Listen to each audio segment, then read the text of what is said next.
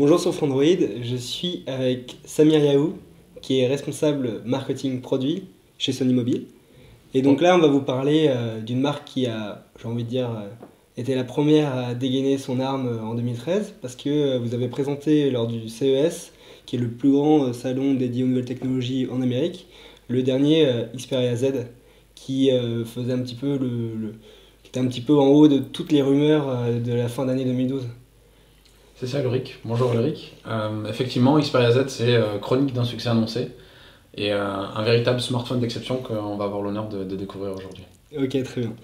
Donc pour commencer, on va sûrement parler du design, je pense, parce qu'il a un design qui est un peu nouveau chez Sony. On ne retrouve plus l'ADN Sony Ericsson, j'ai envie de dire. C'est tout nouveau. Alors effectivement, on a un design extrêmement innovant. Puisqu'il est fait de verre en fait sur toutes les phases du produit.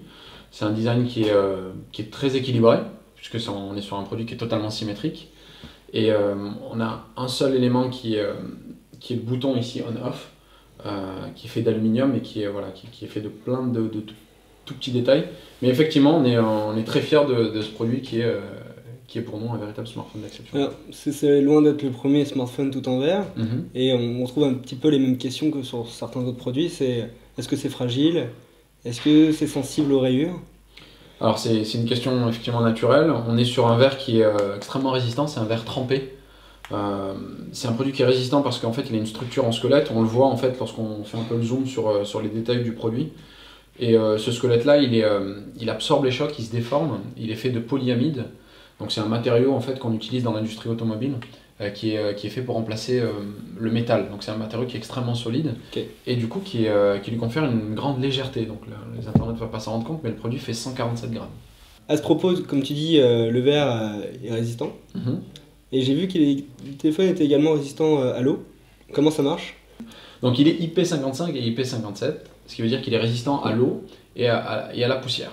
IP55 et IP57 sont deux normes bien distinctes et on peut avoir un produit qui peut être IP57 sans être IP55 et c'est pour ça qu'on mentionne les deux normes.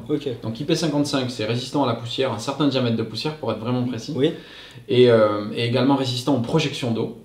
Et IP57 c'est résistant au même diamètre de poussière, mais par contre c'est résistant à l'immersion. Et donc c'est là la nouveauté de cette norme, et IP57 garantit le produit, garantit que le produit peut résister pendant une demi-heure dans 1 mètre d'eau. Voilà. Du coup, ce qu'on retient, c'est qu'il est finalement IP57. C'est ça. Mais il résiste également aux projections. Le premier chiffre est dû aux objets à la poussière. C'est ça. Tant que le deuxième chiffre est plutôt pour tout ce qui est lié à l'eau. Exactement. Question suivante. Est-ce que l'étanchéité est assurée si une des trappes est ouverte? Alors non, c'est un point extrêmement important. Vous voyez que le design est extrêmement soigné et qu'on a mis des trappes en fait qui finissent ce design, et que ces trappes vont permettre d'accéder par exemple au jack 3.5, permettre d'accéder à la micro SD et permettre d'accéder également à la micro SIM. Et donc ces trappes là doivent être fermées pour que l'étanchéité soit respectée. Et garantie. Et garantie, bien entendu, puisque oui, vous avez des petites pastilles ici. Des petites pastilles de couleur. Exactement. Pour vérifier l'oxydation du produit. À ce propos, pourquoi avoir mis une batterie qui n'est pas accessible? Alors, ou inamovible, selon les termes qu'on utilise. Vous le voyez, on se parle de design, et ce produit, je ne sais pas ce que vous en pensez, mais moi je le trouve très beau. Et c'est un design qui a une vraie empreinte de la marque Sony. Et en fait, on a fait le compromis, et plusieurs compromis, pour que le design soit le plus beau possible. Et donc pour faire un produit aussi fin, qui fait 7,9 mm d'épaisseur, tout en intégrant le meilleur de la technologie Sony, on a fait le compromis d'avoir une batterie qui ne soit pas amovible. Ok, très bien.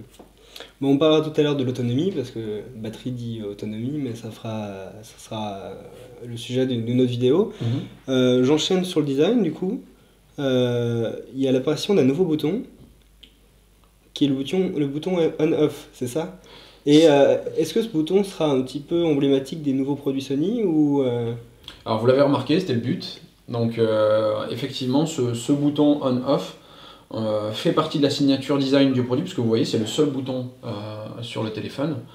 Et il est fait en fait d'aluminium, de 8 pièces différentes. Voilà, c'est un point de détail, mais qui est central dans l'élément de design. Et je ne peux pas vous en dire plus, mais vous le verrez que c'est un point important dans la déclinaison d'un design sur 2013. Du coup, j'ai deux autres questions. C'est que c'est sympa, ce bouton neuf est plutôt sympa, mais sur le ZL, qui est un produit qui sera commercialisé au Japon, on a un bouton qui est dédié à l'appareil photo. Effectivement. Et pas sur le Z. Alors ça a été un compromis, une fois de plus, quand je vous parlais de compromis design, on a priorisé sur le Xperia Z le minimalisme total et ce design qu'on appelle omnibalance, donc qui est parfaitement équilibré. Et pour pas avoir cette rupture dans l'équilibre du produit, on a décidé, les designers ont décidé de ne pas intégrer le bouton photo sur le produit. Toutefois, on a la possibilité dans l'écran d'accueil, dans l'écran de verrouillage, d'accéder à notre fameux mode Fast Capture qu'on a lancé depuis le Xperia T et d'autres produits avant, notamment l'Xperia Go, de pouvoir prendre un cliché en moins d'une seconde. Ça, c'est possible. L'année dernière, vous avez acheté Sony Ericsson, à peu près, fin d'année 2011, début 2012, il y a eu la transition. Est-ce qu'on peut considérer ce produit comme le premier produit 100% Sony? Alors, effectivement, il y a eu une phase de transition dans le développement des produits. Et c'est une bonne question et ça s'en ressent effectivement sur le design. On peut dire que le Xperia Z c'est véritablement un emblème et un produit qui va reprendre l'ensemble de l'ADN et de la technologie de Sony. Donc si on dit que c'est le meilleur de Sony dans un smartphone, donc c'est effectivement le produit qui regroupe ce qu'il y a de meilleur de chez Sony. Du coup, il a été designé en Suède ou au Japon? Ce produit a été conçu et a été designé et pensé à Tokyo. Ok. Actuellement, on voit beaucoup de publicités d'Apple, entre autres, qui met en avant leur fonctionnalité de réduction des bruits ambiants grâce à 2 micros. Est-ce que Sony a réfléchi à ce type de technologie? Alors pour votre information, en fait Sony, voire même Sony Ericsson faisait ça il y a de nombreuses années, par le biais des kits main libre qui étaient associés au produit. Et on fait ça sur les produits depuis des produits comme Sony Ericsson Helm, Hazel, qui sont des produits plutôt milieu, voire entrée de gamme. Donc et bien entendu, le Xperia Z utilise ce type de technologie. Donc il n'y a pas vraiment d'innovation là-dedans. Par contre, c'est une fonctionnalité qui est plutôt appréciée. Est-ce qu'il faudra s'attendre à retrouver ce type de design sur la nouvelle gamme Sony 2013? Ou est-ce qu'il faudra s'attendre à avoir un design plus similaire aux anciens produits? On va dire que le Xperia Z c'est notre produit emblématique et l'idée c'est de mettre en place des codes de design et un langage design bien précis, notamment on s'est parlé de ce bouton et l'idée c'est d'arriver à avoir une cohérence dans notre design sur 2013. Je peux bien entendu pas vous en dire plus, il y aura de nombreuses annonces aussi sur 2013, donc on pourra s'en reparler par la suite. Pour terminer sur la partie design, on va parler de l'écran. Donc l'écran, la première chose que vous évoquez sur l'écran, c'est bien sûr sa taille, mais également la technologie utilisée. Et vous mettez en avant la technologie Bravia, avec le moteur Bravia Engine 1 et 2. C'est ça. Et là, pour le coup, c'est un des premiers appareils qui embarque le Bravia Engine 2. Enfin, le second appareil, je crois. Oui, parce que le V était le premier. Ouais, le premier était le Xperia V, et donc c'est le second. Mais Xperia V qu'on n'a pas encore vu dans les magasins en France. Non. C'est un sujet sur lequel on travaille, et d'ailleurs je ne peux pas vous communiquer de date de dispo précise, mais on vous la communiquera, je pense, ce sera sur le billet de l'article sur le site. Mais c'est très bientôt. C'est très bientôt, c'est prévu sur le mois de février. Donc ça c'est une bonne chose. Et effectivement ces deux produits et le Xperia Z embarquent le moteur Bravia Engine 2, qui est un traitement logiciel qui nous est issu tout simplement de l'univers de nos téléviseurs. Et il va permettre d'améliorer la gestion des couleurs, de permettre d'avoir des contrastes beaucoup plus précis et également réduire le bruit qu'on a sur les images. Et ça, c'est fait en temps réel sur les images, sur les pages internet et également sur les vidéos. Voilà. On est Sony, on se doit d'avoir la meilleure image possible. Du coup, j'en profite, mais finalement, vous prenez beaucoup de vos technologies liées à la marque Bravia. Et j'ai par exemple vu que cet écran était opti-contraste. C'est ça. Et également Direct Touch. C'est ça. Qu'est-ce que ça veut dire?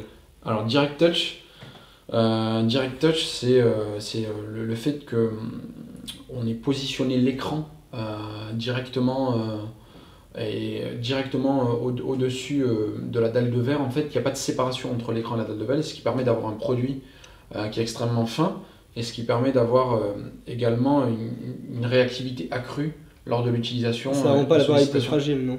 Pas du tout. Ok. Donc, sachant que du coup, on utilise un verre trempé au-dessus. Donc là, pour le coup, il n'y a pas de souci. Ok. Et OptiContrast, c'est pas mal sur le traitement esthétique. C'est-à-dire que c'est ce qu'on utilise sur nos téléviseurs et sur nos smartphones, et ce qui permet d'avoir un écran qui est totalement noir. Lorsqu'il n'est pas utilisé, il suffit d'appuyer ensuite pour l'activer, et là, vous avez votre écran qui est réveillé. Ok. Donc, OptiContrast, c'est aussi sur l'aspect esthétique du produit qui est totalement noir lorsqu'il est éteint. Il y a très peu de gens qui le savent. On l'a un petit peu évoqué tout à l'heure, mais je crois que Sony est le seul constructeur à pré-embarquer une protection d'écran sur le téléphone. Mais finalement, qu'est-ce que c'est que cette protection d'écran et qu'est-ce qu'elle apporte de plus que les protections d'écran qu'on peut trouver en magasin? Alors en fait, là c'est un point important, cette protection d'écran n'est pas vraiment une protection d'écran, elle fait partie du design intégrant du produit. Donc je dirais plus que c'est quasiment une pièce du produit plutôt qu'un élément protecteur qu'on pourrait enlever. Et d'ailleurs, on vous demande de ne pas l'enlever s'il vous plaît, parce que c'est comme si vous enleviez une partie du produit. Du coup, ça peut enlever détériorer les caractéristiques En fait, ça vient finir la protection de l'écran. Ok. Donc c'est Donc vraiment de la finition. On peut enlever cette protection d'écran, mais il ne faut pas le faire. En gros. Libre à l'utilisateur de le faire, mais nous on ne recommande pas de le faire puisque ça vient dénaturer aussi le produit. Donc voilà, ça c'est un point qui est important. On a eu pas mal de retours, c'est ma dernière question concernant l'écran et même concernant la partie design. On a eu pas mal de retours d'utilisateurs du Xperia S concernant des taches lumineuses sur l'écran. Du coup, bien sûr, on a la crainte qui revient sur ce produit, surtout que c'est un produit, on l'a pas évoqué, 1080p avec un écran 5 pouces. On a oublié l'essentiel, 443 pixels par pouce, la plus haute densité de pixels atteinte sur un smartphone. Effectivement, un écran Sony qui va permettre d'accéder à du contenu et le faire dans un mode extrêmement immersif. Je me souviens de l'épisode du Xperia S. C'est un produit qui s'est beaucoup vendu en plus. Oui, mais c'est apparu au début et c'est vrai que ça a été rapidement corrigé au niveau de la production. Là-dessus, sur cet écran, sachez qu'on est prêt. Le Xperia Z est un produit qui est vraiment important pour Sony et voilà, je vous le disais en préambule, une chronique d'un succès annoncé. Donc on a mis toutes les chances de notre côté et surtout on sait que c'est un produit qui est vraiment important pour nous. Donc là-dessus, on assurera d'avoir la garantie qu'on sait qui est attendue sur un produit haut de gamme tel que le Xperia Z. Ok, merci. On va partir sur une seconde vidéo qui va traiter des caractéristiques et des fonctionnalités du Xperia Z. Très bien, Ulrich.